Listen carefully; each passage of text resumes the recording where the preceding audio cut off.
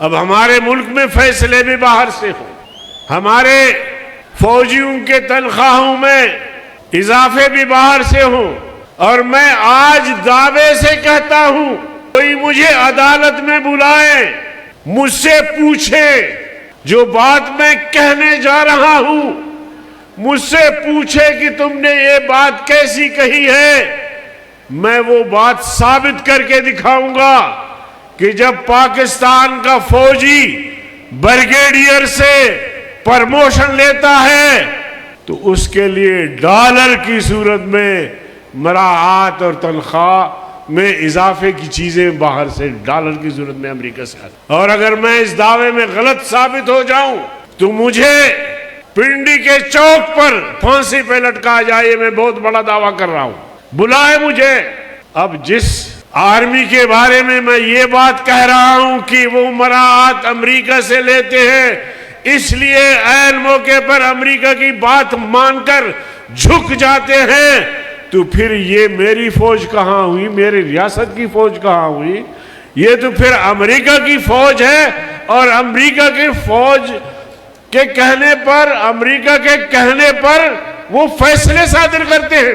تو میرے عزیز دوستو، اب ہم مجبور ہیں کہ یہ باتیں کہیں، اب ہماری زندگی بھی ایسی نہیں رہی۔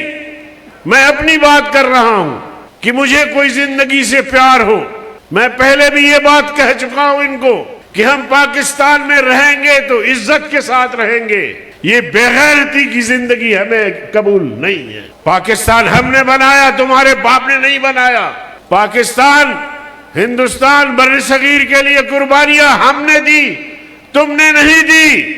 تاریخ اٹھا کر دیکھیں، اگر کہیں تمہارے قربانیوں کا تذکرہ تاریخ میں ہے تو قوم کو بتائیں، جو اس وقت حکمران ہیں وہ اپنی تاریخ بتا دیں، اپنی جدوجہد بتا دیں پاکستان کے حوالے سے۔ میں 100 سالہ تاریخ بتاتا ہوں، 100 سالہ جدوجہد، کہ تمہاری گولیاں ختم ہو سکتی ہیں، ہمارے سینے ختم نہیں ہو سکتے۔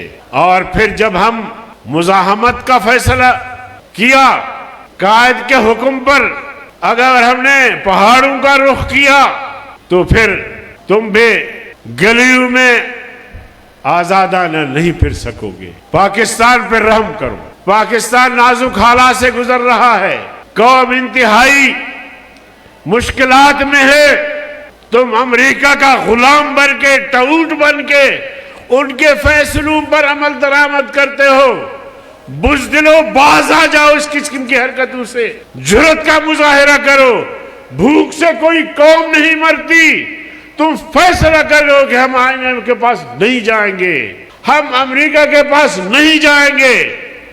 آپ نے ہمارے دوست ملک چین، جس کے ساتھ ایک بہت بڑا معاہدہ ہوا تھا سی پیک کا، اس کو تم نے سبوتاژ کیا۔ یہ تم ملکی مفادات، قومی مفادات سے کھیل رہے ہو۔ جہاں سے ملک کو تقویت ملتی تھی، قوم کو تقویت ملتی تھی، بے روزگاری دور ہونے تھی، اس عظیم پروجیکٹ کو، اس عظیم منصوبے کو تم نے سبوتاژ کیا۔ خبردار، ہم انشاءاللہ یہ جنگ لڑیں گے۔ اب ہم نے جان ہتھیلی پہ رکھ کے ہم نے یہ فیصلہ کیا ہے کہ ہم اس ملک کو اسلامی فلاحی ریاست بنا کے دم لیں گے۔ اس کے لیے چاہے خون کی ندیاں بہانا پڑے، اس کے لیے پہاڑوں پہ جانا پڑے، اس کے لیے الیکشن چھوڑ کے انقلاب کا راستہ اختیار کرنا پڑے، ہم کریں گے۔ لیکن اس ملک کو اب تمہارے ہاتھوں میں اس طرح بے یار و مددگار کہ تم اپنی سوچتے ہو، نہ ملک کی سوچتے ہو، نہ قوم کی سوچتے ہو، ہم اب ملک کو تمہارے رحم و کرم پر نہیں چھوڑ۔ شاعر کہتا ہے کہ جو ناقائم رکھ سکے انتظام میں قدر۔ پشاور کے دوستو، اردو سمجھتے ہو یا نہیں؟ یہ شاعر بڑے گہرائی سے بات کر رہا ہے کہ جو ناقائم رکھ سکے انتظام میں قدر، سمجھتے ہو؟ نہیں سمجھتے۔ جو ناقائم رکھ سکے انتظام میں قدر، چھین لو ان کے ہاتھ سے انتظام میں قدر۔